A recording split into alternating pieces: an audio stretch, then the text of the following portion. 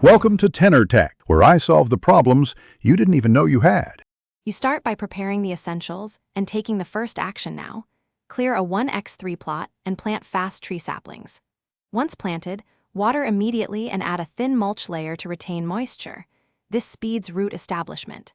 Make sure to space trees by at least 1 meter so trunks develop.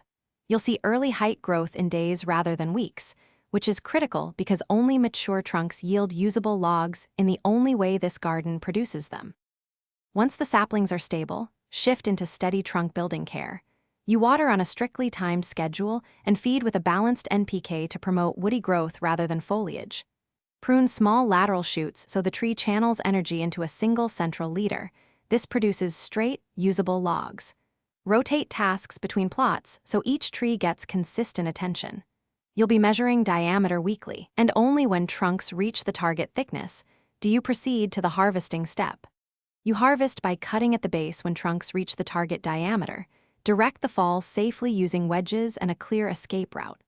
Once down, limb and cut to log lengths immediately to prevent decay and store off the ground under cover.